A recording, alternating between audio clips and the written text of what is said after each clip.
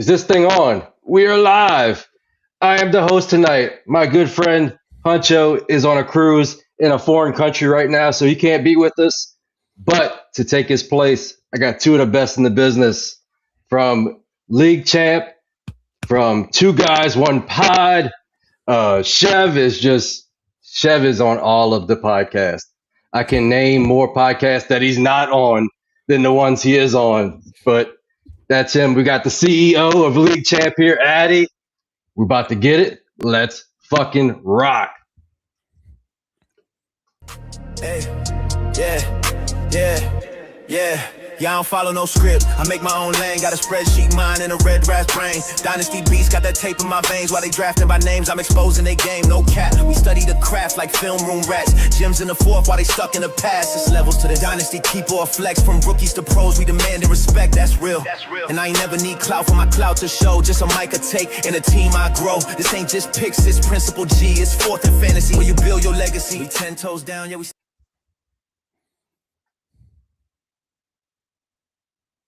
What the fuck? Did we? No, we aren't frozen. We definitely aren't frozen. Wait, what happened? This is why I need my dope producer here. Let's figure this shit out while we're live here. All right, why is this still on? All right, we have testicle difficulties here. Let's just delete. We're also doing roofing tutorials.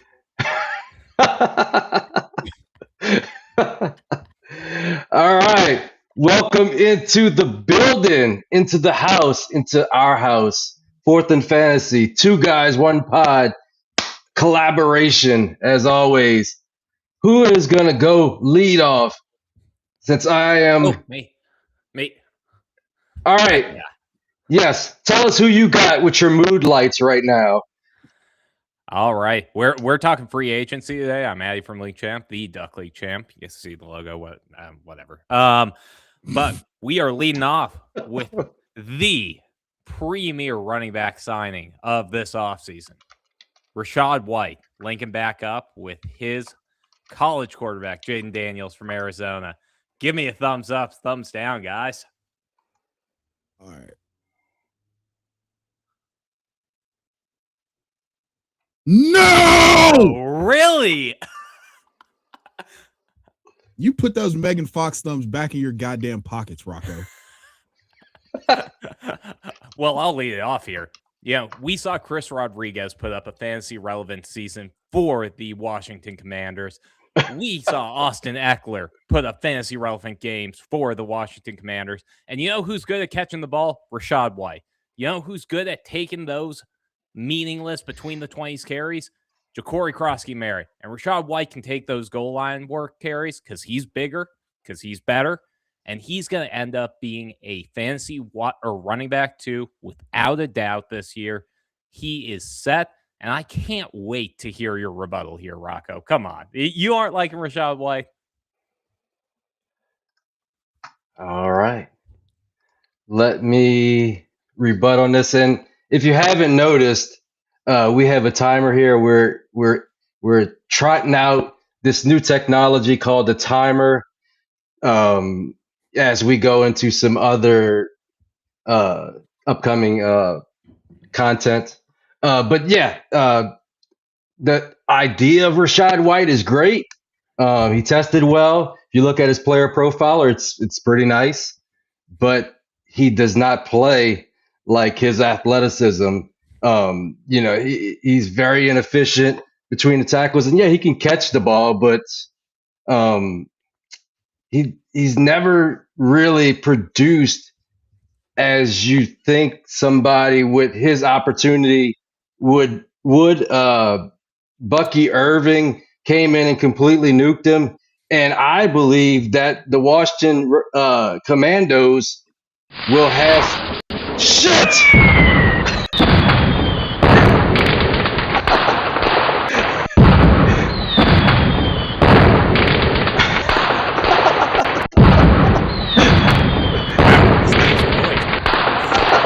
I don't even think you can stop it. Hang on. Abort!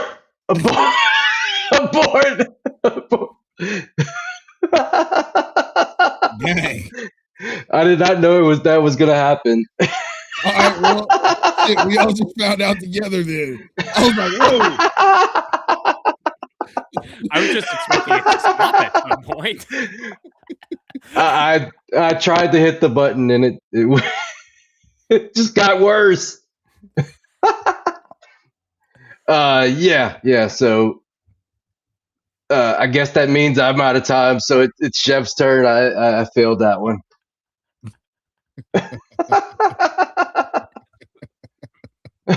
Okay. All right.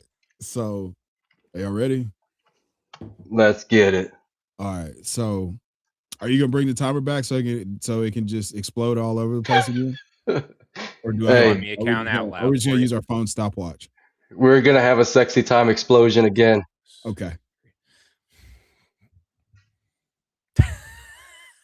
I love the Maybe we will. Yeah. If we can just get past this article. Just add. Rocco, you know most phones have a timer on them in this day and age. Oh man. Ooh, man, it feels good to not be the resident old man on a show. Right. This is fantastic. All right, let's all right, so that didn't work out too well. Oh, forget. What are you looking at? Oh, Oh my lord. all right. I love boys. that the comments are backing up Rocco here. Man, you got a clan out here, Rocco. Oh, Jesus. Be careful using that word. Not the right word. Did you say I brought out the clan? Come on, bro. No, I said you have a clan. I'm quarter Filipino, man. We don't ride like that.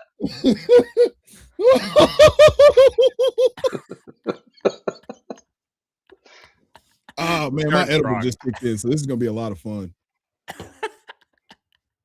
So, all right, my thing with Rachaad White was the first couple years of his career were horribly inefficient, but that was also Tampa Bay having one of the worst offensive lines in football. You had the ghost of Leonard Fournette that Tom didn't want to let go. So those checkdowns that were going to Leonard Fournette at first needed to be going to Rachaad White the whole time. He's not going to ever be bell cow, super efficient, all the things that you want from like a high-end RB1, but we can absolutely volume. I'll start over if you want me to. You ready? And I'll have completely different points because I love Rachaad White. So hell yeah.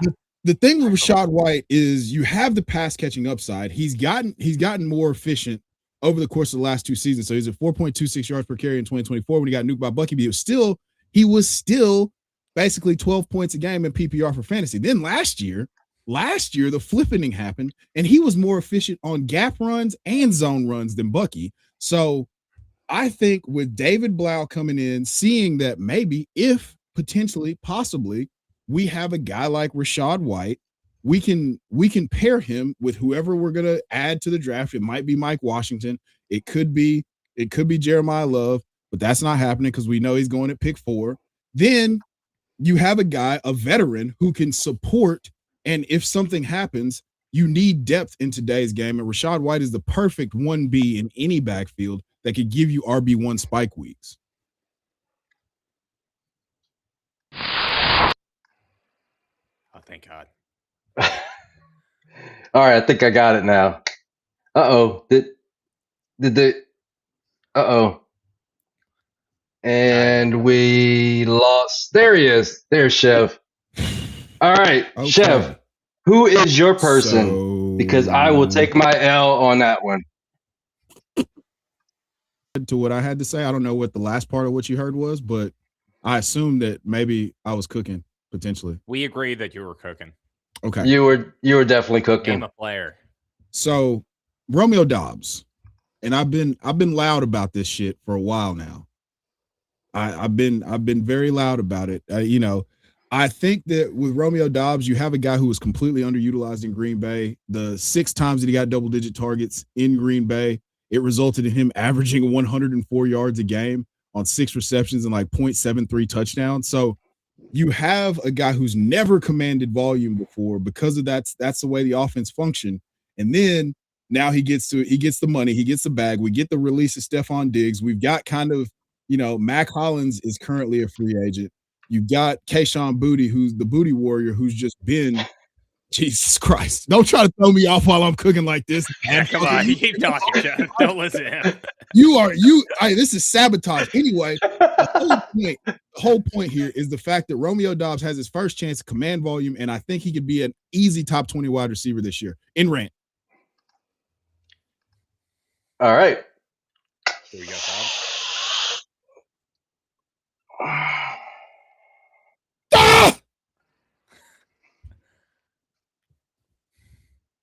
What the fuck, Addison? Well, we always. I know. I honestly been. You can start the timer. I'll hit Romeo Doubs. I can do this. I've been impressed with how many good players Romeo Doubs does comp to, and I will respect that. In the opportunities he actually got in Green Bay, he was electric with them. But the reality is he's not the most athletic player. Kyle Williams is on that depth chart. Kayshon Boutte came into his own this year. We actually saw him have a connection with Drake May, and they're bringing in a receiver. We're trusting New England to bring in a receiver that is going to run their offense. We just saw Stephon Diggs have arguably a little bit of a disappointing season for them. I am not in the headspace to believe that Romeo Doubs is a top 20 receiver. Top 36, maybe. Sure, he'll end up having good weeks for you, but you aren't going to be happy putting him in your starting lineup time in and time off, and there's a good chance Kyle Williams will just end up being the truth anyways. I didn't even need it. Love it. Love it. I actually love this move. Because it appears that AJ Brown's not going to happen, even though everybody would love us to believe he will. If it does, it's not going to happen until 6/1. So he's not going to happen for at least a few months.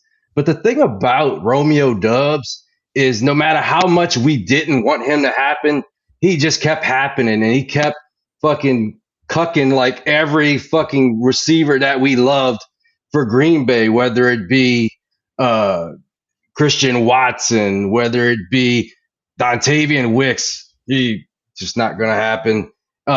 Any of those guys, it was always Doubs who essentially looked like the best guy there most of the time. So, yeah, I love it.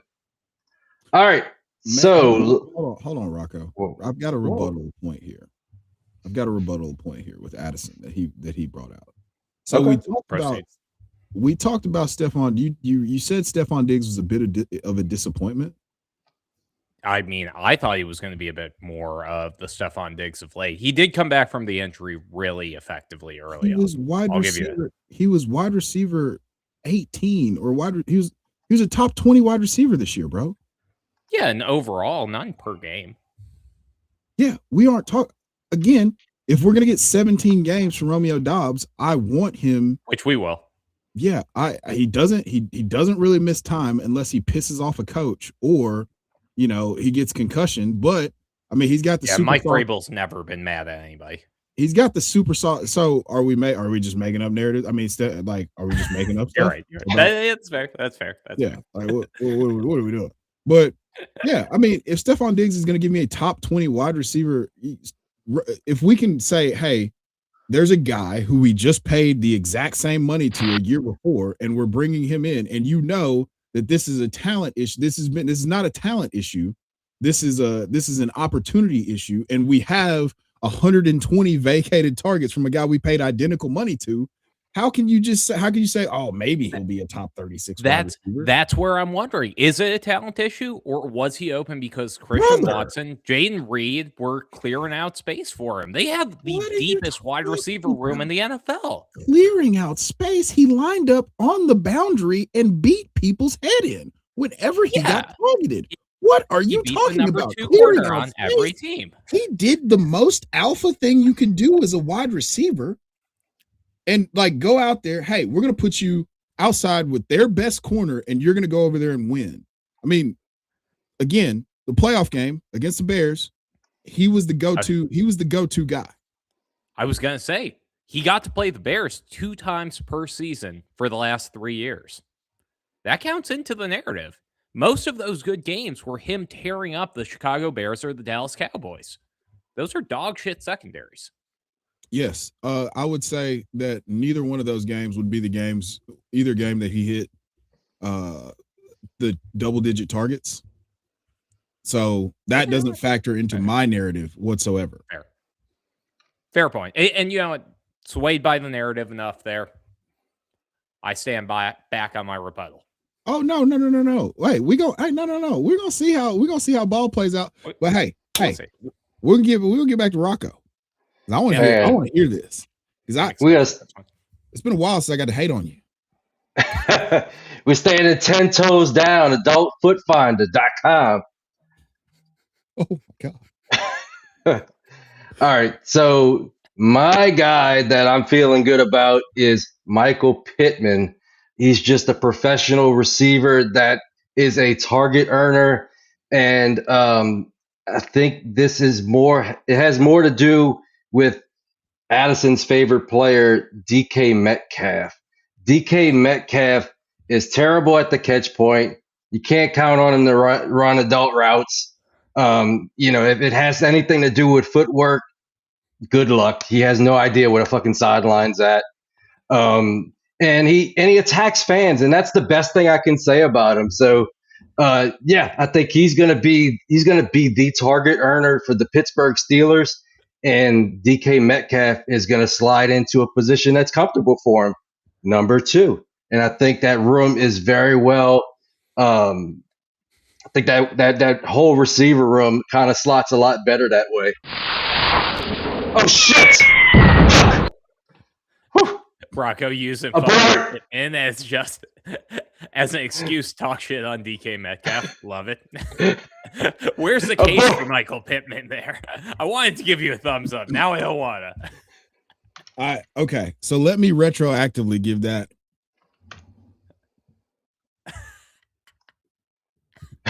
Two thumbs down. There is no player that I hate more than Michael Pittman in fantasy. Do I go? Go. Please. So I implore you. The idea, Michael Pittman is in the Jalen Waddle Bermuda Triangle of denial for old Chev GPT LBK. So I'll wait until. Is it working? Who fucking knows? It's just the fucking thing's just gonna explode all over my face while I'm trying to talk.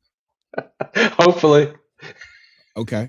All right. So Michael Pittman is in the Jalen Waddle, the Jalen Waddle Chev GPT Bermuda Triangle of denial here.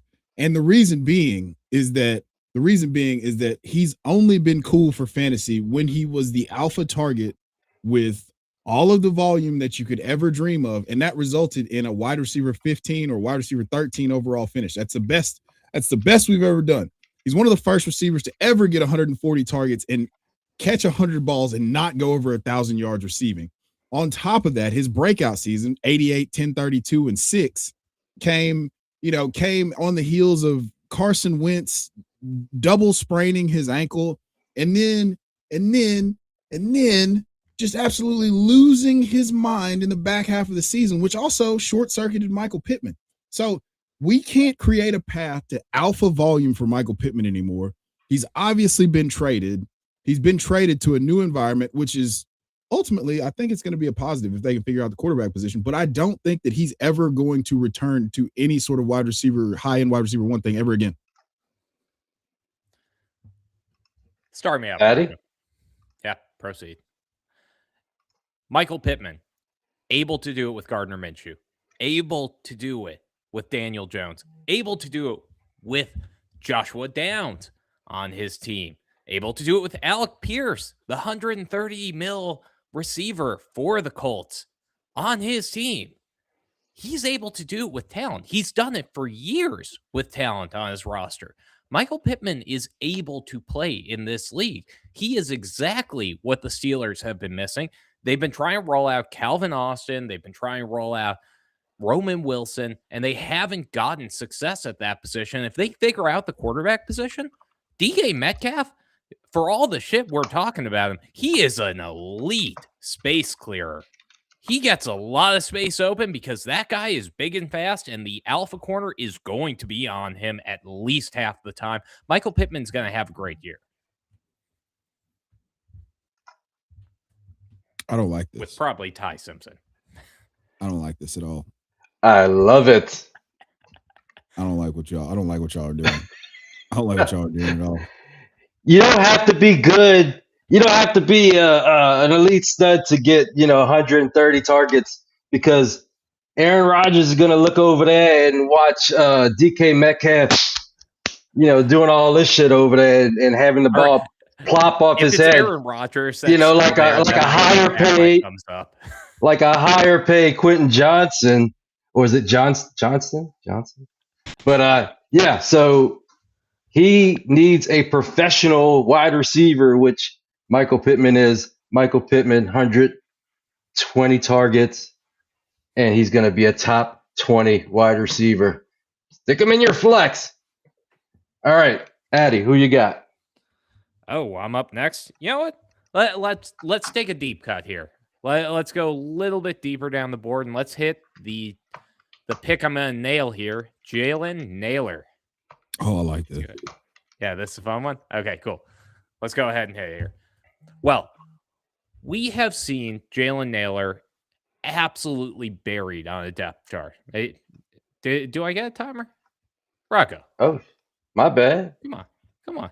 I'm not doing my producing is not too dope tonight. Sorry.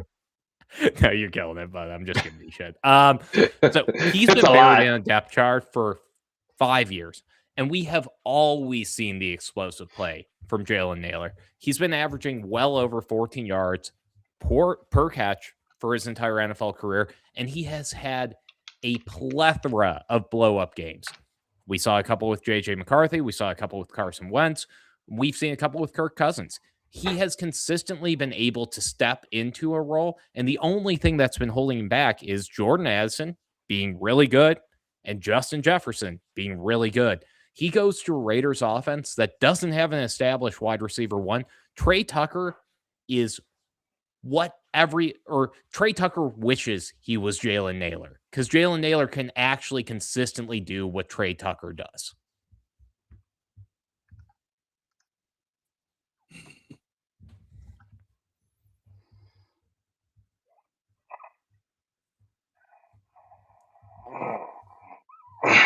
Oh. Rocco don't like Nailor. Damn. I'm surprised. Come on, you like guys that can play, Rocco. I mean, if you're looking for a deep threat that catches about 50% of the passes thrown his way, he's a great guy. But he did get paid, and I think he'll continue being a situational deep threat. But he's not a guy I'm interested in slotting into my lineup like ever. So I'm willing to be wrong here, but I mean, that whole offense is going to run through Ashton Genty. It's going to run through Brock Bowers, and it's going to run through whoever they draft. As a Jack Besh apologist, this fucks with me, and maybe that's where this hate is coming from. But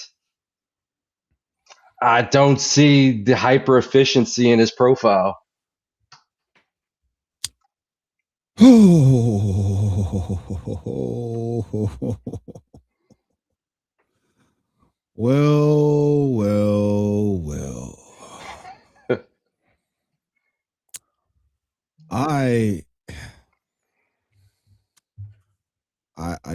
I can't roll with you on this one, brother. I can't roll with you on this one.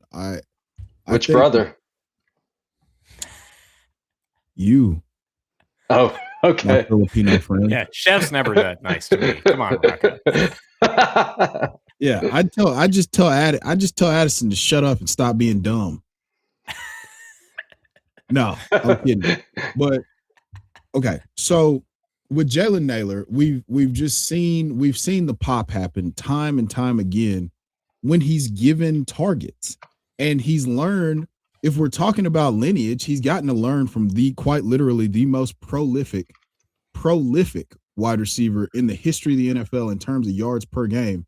And I can't turn my blind eye to somebody saying, "Hey man, that guy who flashed every single time that we gave him an opportunity to flash."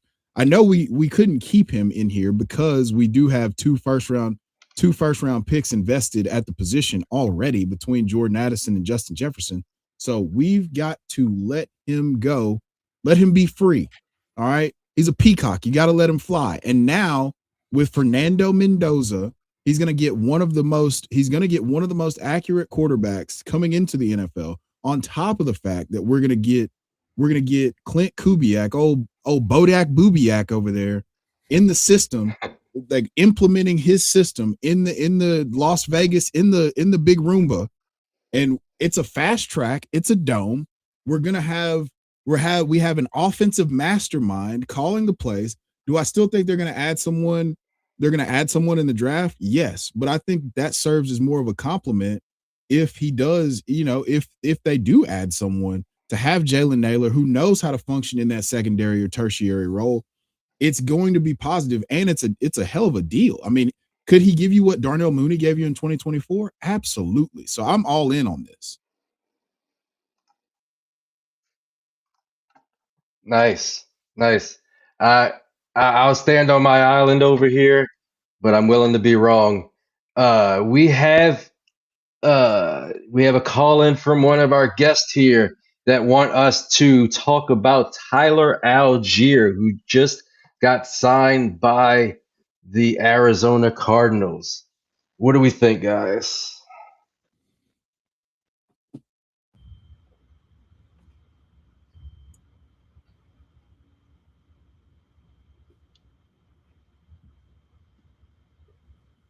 You see that?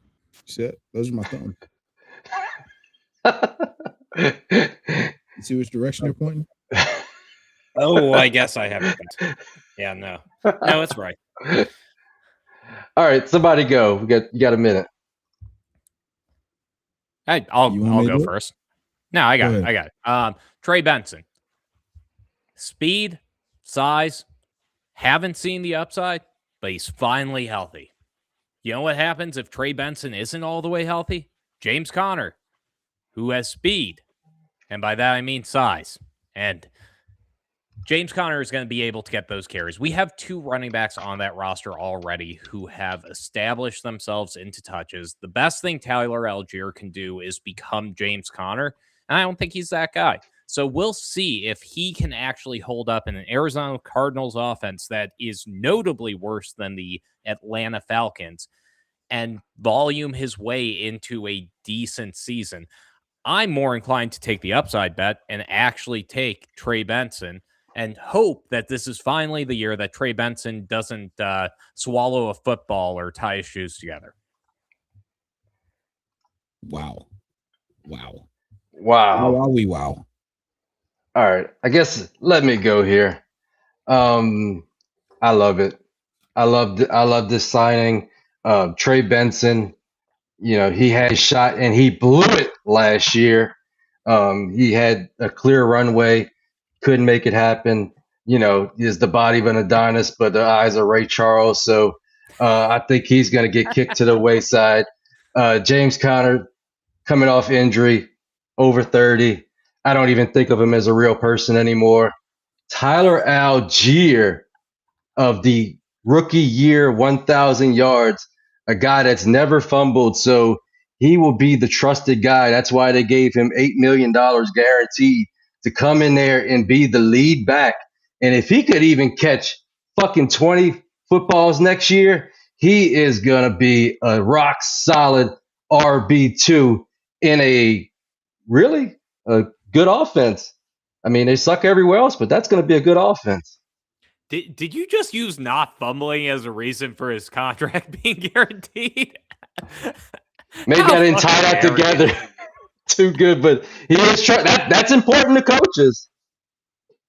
As we've seen, Jonas Gray scored 4 touchdowns and his career ended after he fumbled. I'm sure that's the only reason why. What you got, Chev?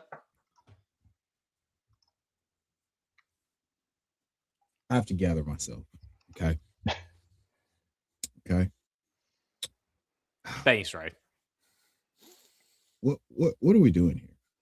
What are we doing here? We're besmirching the name of a man who plays football like he might never touch a football again. That guy beat cancer. All right. You talk about him beating linebackers to the edge. He beat cancer. Now, I was a hard fade on James Conner because of the fact that he had a career high in touches and his body sometimes doesn't like football. Tyler Algier is super dependable. I'll give you that, Rocco.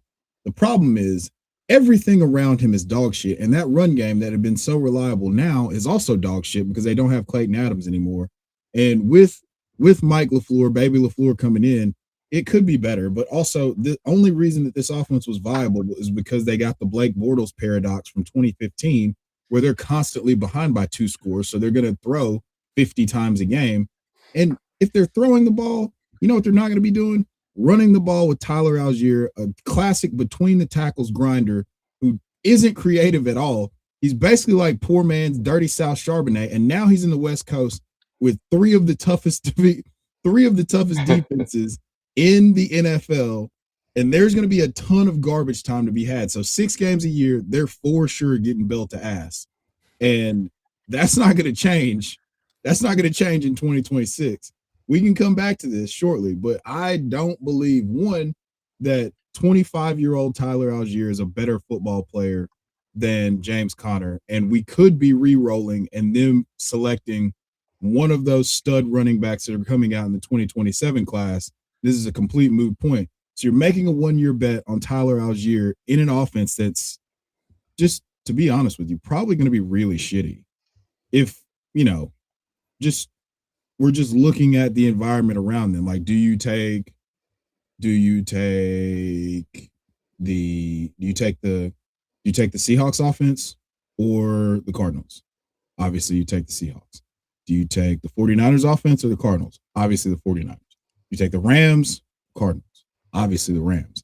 So by far, you're the 4th best offense in your division, and you face 2 absolute juggernaut defenses in the Rams and the Seahawks, the defending Super Bowl champions. So I have zero faith in Tyler Algier being anything other than the low-end RB2 in 2026. So you're saying there's a chance at RB2? Yes. Maybe. Yes. Potentially. Possibly. Yes. That's the ceiling, though. Trey Benson, league winner, coming back from injury, week Brother, 14. did you not hear anything that I just said? I'm saying that they're all. We're saying the same thing, right? Hey, I'm saying don't, like, you're saying go buy Dogecoin at its peak. Hey, I got selective hearing, so what I heard was there's gonna be a shit ton of garbage time, and those 1-yard plunges happen in garbage time just as much as they happen in regular time. So yeah, 12 garbage time touchdowns. Let's go. All right, who is the next presenter? Oh no, shit! We got our guy Dynasty Big Mac, who has a special request here. Go Isaiah Pacheco next.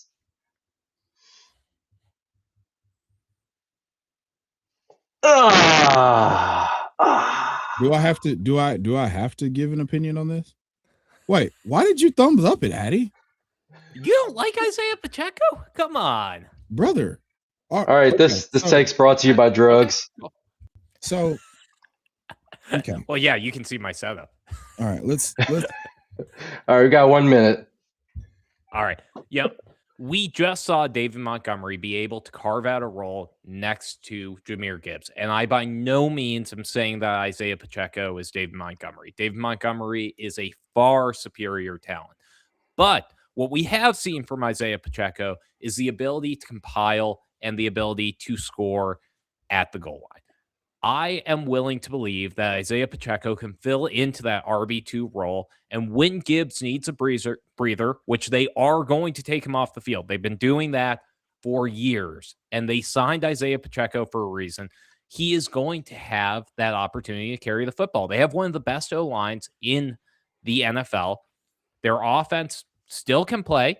Drew Petzing being there does not make them a unplayable offense. And I'm willing to believe that they're going to continue splitting the carries.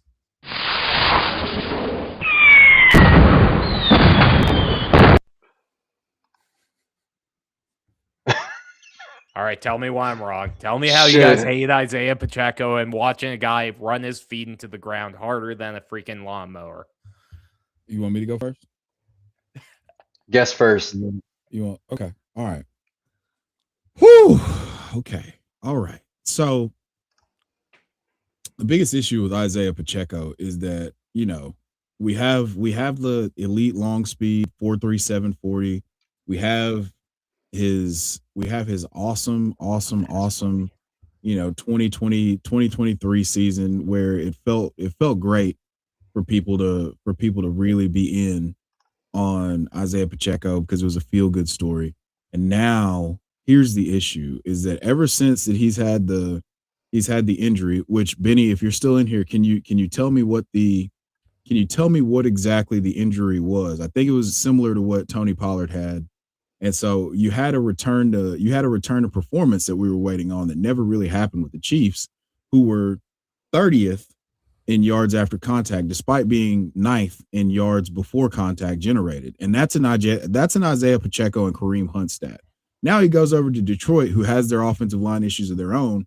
And we're hoping that he can replicate what David Montgomery did, but he's a totally different style of back than David Montgomery. And I just think David Montgomery is a better football player than we've given him credit for because he's juxtaposed next to one of the most prolific running backs of this era, just through the first 3 seasons of his career. So I'm very, very, very much so of the belief that they're going to add someone on late day 2 or early day 3 to that backfield. And Isaiah Pacheco just becomes the old vet holding the towels.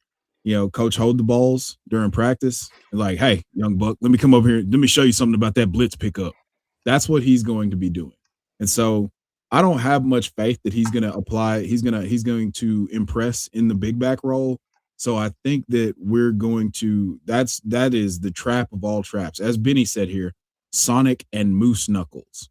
So I can't get past the fact. I just can't get past the fact that I think Isaiah Pacheco struggles when asked to just get north and south. And beyond that, I don't have closer to the Judkins injury for the leg fracture. My God. Damn. Okay, that's even worse. So all that being said, I think that Detroit's going to add someone. I think they're going to end up adding Katron Allen, and we're just going to have Isaiah Pacheco doing mop up duty, or doing whatever Corey Reynolds was doing for the Lions back in the day, or Sion Vaki or whatever his name was. But I don't see any sort of volume coming Isaiah Pacheco's way in 2025 or 2026. This is 2026, by the way. It's not 2023 when Isaiah Pacheco was super cool. Yeah, I agree with most of that. And you mentioned that the Lions have an elite line. I mean, this isn't 2024.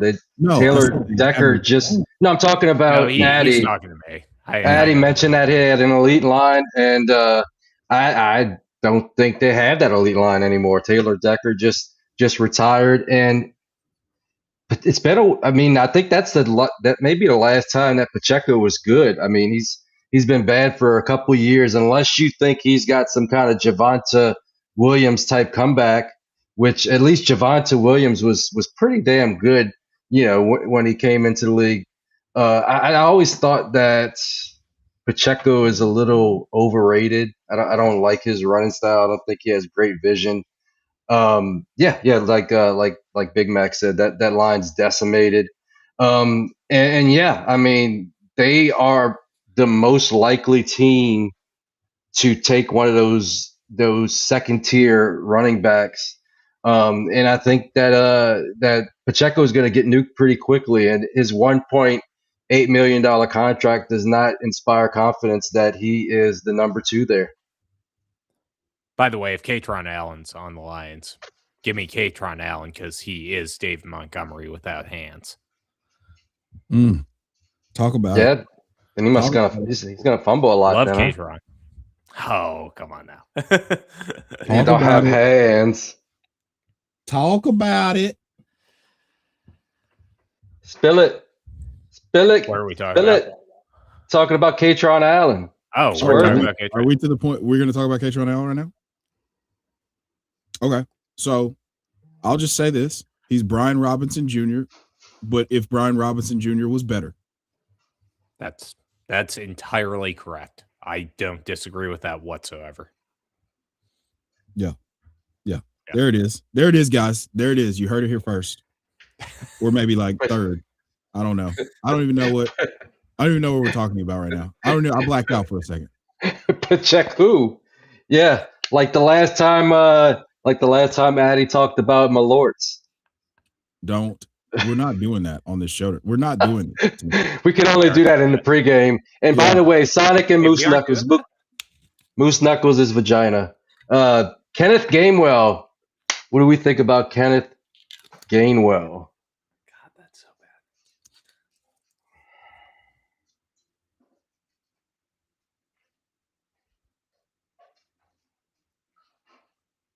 Fix it. No, you guys are wrong. Okay, Fix it. you know what? All right, Addy, give us the Bulls case or the Bear case, which however that goes. We spent ages talking about how Rachaad White wasn't living up to the hype and how Bucky Irving was eating his lunch. And then we bring in Kenneth Gainwell to the Tampa Bay Buccaneers. It's basically the exact same player. All we're taking is a Rachaad White clone with slightly less acceleration and slightly less size. I'm not happy to have Kenneth Gainwell in that role. Sean Tucker is still on that roster. We have the exact same run through, except for we've seen Sean Tucker excel in that system. We've only seen Kenneth Gainwell play well when Jalen Warren was the only competition on his roster. Otherwise, DeAndre Swift and his issue with coaching staffs was still able to usurp him in a depth chart. I am not a huge fan of Kenneth Gainwell in this role, and I love Bucky Irving. Proceed. Tell me why I'm wrong. May I? Go ahead. I am allow me to my crack research team to pull some numbers up. Okay.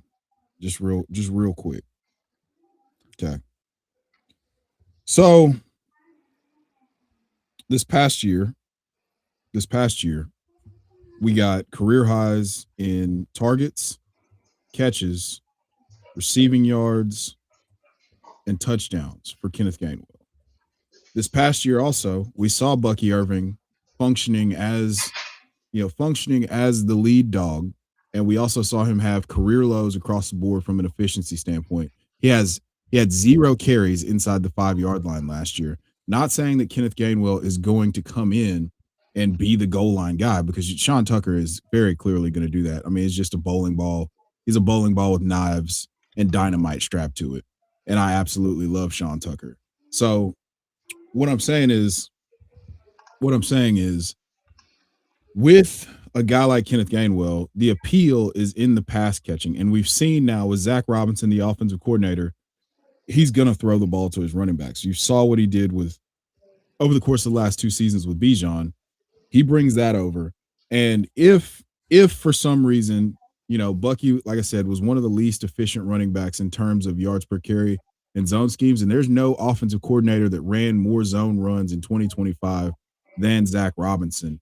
So we could have an oil and water mix. I still think Bucky's awesome. I still think Bucky's going to be great for, in spurts for fantasy. But I also think that this is a guy who you're saying he couldn't beat out DeAndre Swift. He was never supposed to be the guy that beat out DeAndre. They took DeAndre Swift in the 2nd round, and Kenneth Gainwell was a 5th or a 6th round pick. He was never going to be the guy. And then when nobody really expected much from him last year, he outplayed a second contract guy in Pittsburgh, and he earned his way onto the field. So for me, I think that Kenneth Gainwell is unequivocally a smash, especially at how cheap he is. And if something happens to Bucky Irving at all, he's going to be the lead dog in the committee because of the pass catching prowess, because he is able to function as a running back. I mean, look, Kenneth Gainwell is one of my favorite college players to watch because he was just always getting busy. And I think if he's going to get any sort of volume, that's exactly what we're going to see if something happens to Bucky Irving. I don't care if it's all California cool. The Chad agrees with me. Yeah, he doesn't like Gainwell either. They're pretty much the same. You know, if you like, guys that can, get the ball in the pass game and make something happen, you go with Gainwell. If you want, somebody that could catch the ball, 2 yards down the field and trip over his own shoelaces, go with Rachaad White. So, oh my God. I mean, unequivocally, Gainwell is good at football. I don't know how this is all gonna, sort itself out because I do like Bucky and I do like Sean Tucker, but I can't you can't put those 73 catches back in the tube that Gainwell had last year. And the Bucks went out and got him. So I believe that Gainwell will have a role and it'll be a fantasy friendly role as the pass catcher there. I make no qualms about that. Yes. Me and you, Rocco. Football in our head. Football. Who has the next? Who wants? I think it's your turn, Chev, actually.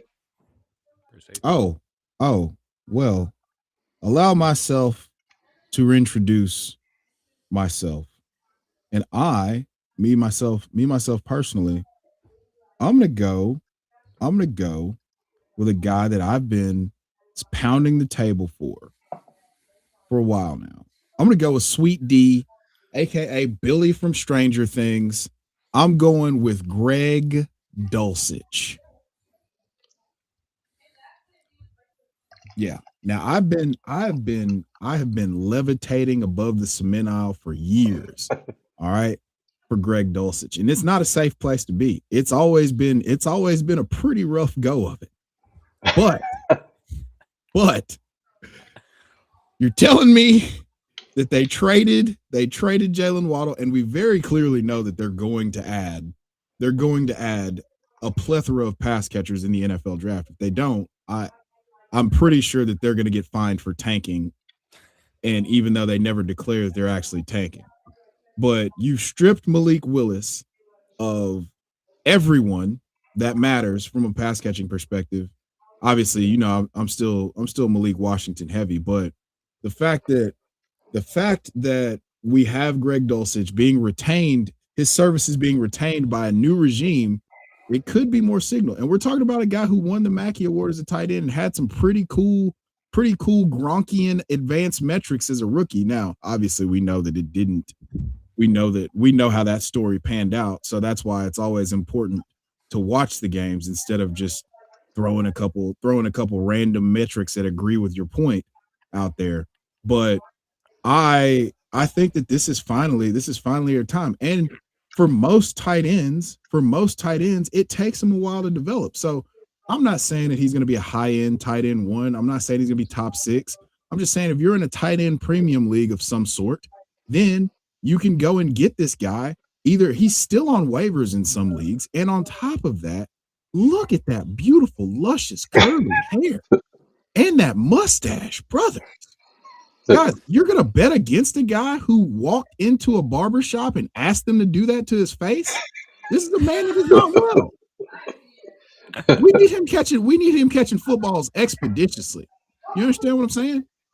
And then, again, I'm not saying if he gives you, let's say he comes in at tight end 14. Right now, I would bet you he's probably like the tight end 42 in Player Profiler's dynasty ranking. So I took way more than a minute just because I want y'all to really just behold what we got going on with Sweet D Greg Dulcich. And I think he needs some respect. All I have to say about that is, as as a longtime Greg Dulcich truther, I was today years old when I realized that his best comparable player is David and Joku. Look at all those bars all the way near the top. I don't. You see it for yourself. And the hair. I mean, is there any other reason to root for somebody with hair like that? You don't need any other reasons. As a fellow, hair blessed gentleman, what do you think about this one, Addy? Well, I couldn't agree with Chev more, to be entirely honest. We saw Malik Willis absolutely pepper Luke Musgrave with targets. And to be honest, Greg Dulcich reminds me a lot of Luke Musgrave. A little bit of a different build, but they play a similar type of position where they're getting more of the receiving game. They're more of a H-back sort of move tight end. And Dulcich has shown that time and again. The biggest hack that we can have for fantasy tight ends is looking at offenses with depleted target trees. Tyreek Hill's gone, Jalen Waddle's gone. Hell, Devon Achane might be gone by the end of this podcast. Like, I've heard some rumors, but that all being said, like, The dog if said their it. offense, yeah, hey, if their offense is depleted of target share and they have Greg Dulcich, why would they not give him an opportunity to catch the football? I'm a fan of him. He comps in my database, Dawson Knox, Jordan Akins. Similarly, I like those guys' receiving game. I ain't gonna hate on Dulcich at all. I think Chev is on point here. And I don't even need the timer. That's only because I forgot to start it. All this dope producing is hard, man. It's not as easy as my guy Huncho makes it look sometimes. Oh man, Uh, he is gonna have a field day with you when you. When Oh, he really is.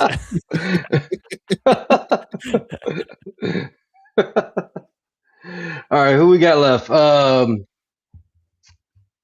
Guy that I was out, but he pulled me back in by landing in the nuts landing spots. Whoa! Whoa! Whoa! Whoa! This landing spot is balls deep. Pulled him We right could only into the be nuts there. we could only be talking about the one, the only Mike Evans. Um, he lost his 1,000 yard streak this past year, and he's about to start a new one. Oh, well, we got a thumbs up or up. Ah, shit. So much pressure. But yeah, I think that he is going to walk into 2026 as the number one wide receiver for the one and only Brock Purdy. Ricky Pearsall couldn't stay healthy. They signed Christian Kirk to be a tertiary guy. Uh, I'm a little worried about the electric substation. That's the only thing that's going to stop Mike Evans from having 1,200 yards and double-digit touchdowns in 2026 and finish as a top 15 wide receiver. You need to go get him.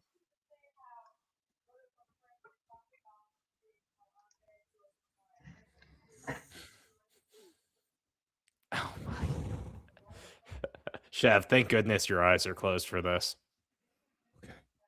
Is that 6'7", or are those your heavy blue balls that you're gonna have from being? He's got like being the South Park bouncing around on your balls sort of balls, I think.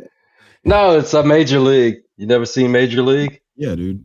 Yeah, I got big balls. Fuck man. you, fuck you, Joku. I do it I myself. do it myself. Yeah. No, Serrano, baby. There you go. I'm familiar. Listen. Here's the issue. Here's the issue with Mike Evans. Okay, we have a lineage of soft tissue injuries dating back the last like 5 years, and they've progressively gotten worse, and now they're actively affecting his bones too. I'm being facetious. I know Ben probably have a heart attack if he thought I was being serious about that, but we have a history of Mike Evans missing some time with injuries, with him just gradually succumbing to what big receivers always succumb to. So I'm not saying that your outcome is wrong, because if he stays fucking healthy, it's gonna be a smash. He's gonna give you a swan song, just absolute virtuoso wide receiver one performance that cements him. Oh shit!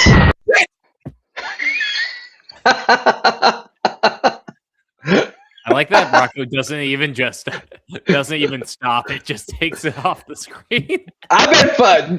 It makes me nervous when that thing goes off. I don't know how to stop it, and it just keeps going and going and going. Chev, the floor is yours. We're about to get out of here. Dude, it was a Rocco, fun experiment. Finish your thought. Right now. All right, man. All I'm saying is, okay, so like, we have one of the most unlucky teams in the history of the world when it comes to injuries, and we have a guy that is consistently fucking hurt. Like, I want it to work, because Mike Evans is a stud. And I'm not saying his football sucks.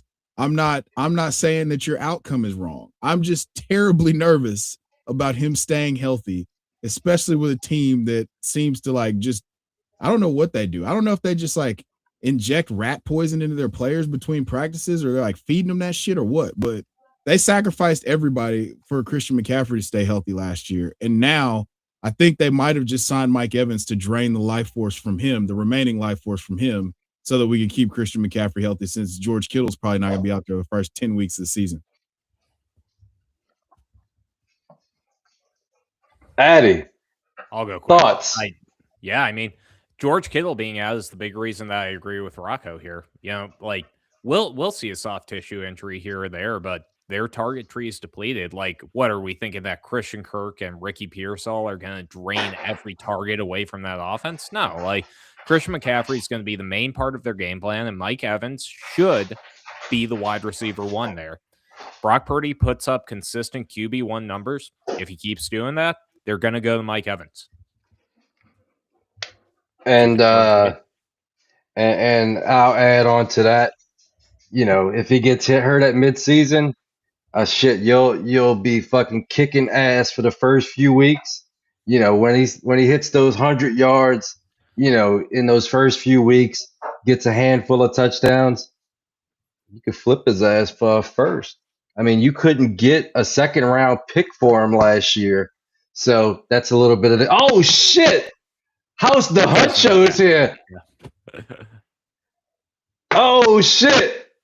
Oh shit! I love that Huncho's with me. Christian Kirk's relevant. Hopped in the captain's seat. Hopped in the goddamn captain's seat and was like, "Hey, bro, I need the Wi-Fi password." And he's like, "This is for staff only." He's like, "Get this. You're gonna get this staff in your mouth if you keep talking shit. Give me that Wi-Fi password." Somebody's gonna get a staph infection. Whoa! I'm not putting. Bro, Huncho out here, carrier 0 or patient 0 for MRSA. What the fuck's going on? Huncho said that C. Kirk has next. Listen, man. Christian Kirk has been productive every single time that he's healthy. But also another guy with hamstrings that are made out of string cheese. So putting him next to the substation is like taking a fork, licking it, and sticking it into a fucking electrical socket. I don't feel like this is going to work out real well for one of these wide receivers. And I'm nervous as fuck about both of them, to be honest with you. Well, on the bright side, they got an electrical station right by there, stick a fork in. That's what I'm saying, bro. You're going out there, you got Christian McCaffrey trying to minimize his exposure, turning his Wi-Fi off at night to sleep, just so he doesn't get too much electrical current, because he knows he's getting fucking fried every single day that he goes out there to practice and do all his skips and power bounces and everything else that he's doing to prepare his body. Is he taking electrical currents in his nips? Yeah. Okay, that's the nice. general area that the you absorb the substation current through the nips.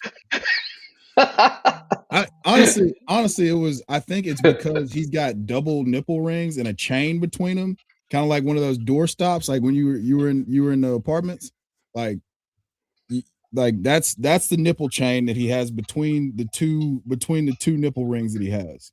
So that's where most of the if he would just cut those off, but like I think that's like a McCaffrey Illuminati thing. Like in order to have your NFL powers, you got to get the double nipple rings. Luke and the other brother didn't, and Christian was like, as soon as he turned 14, he was like, "Bro, I'll put it on my balls," and so that's why he's so awesome at football.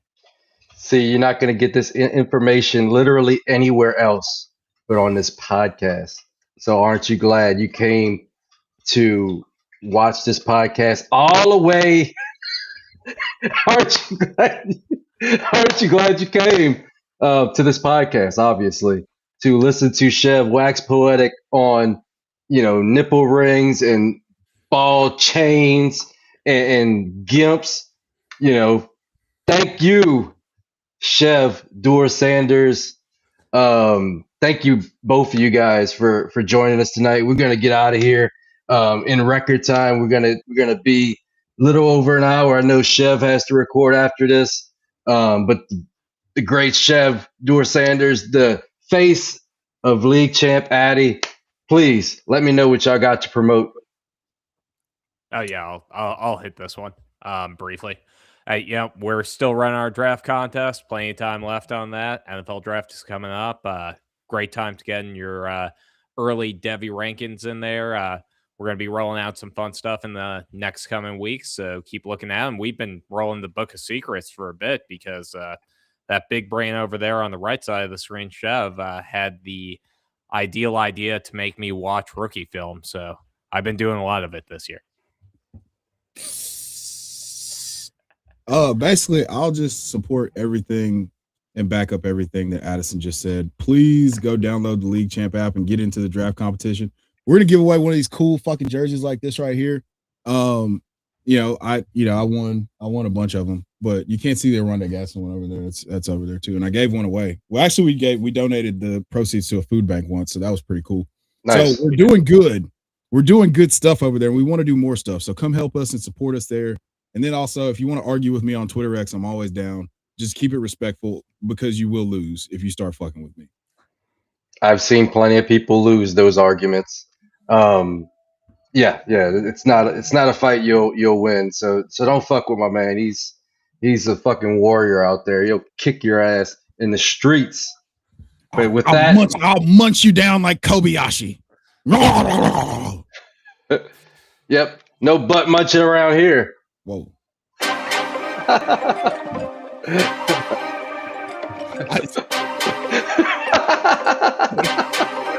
I got nothing to say.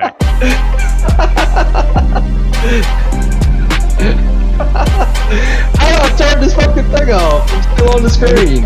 Instead of being way. I kind of like Doc Over, honestly.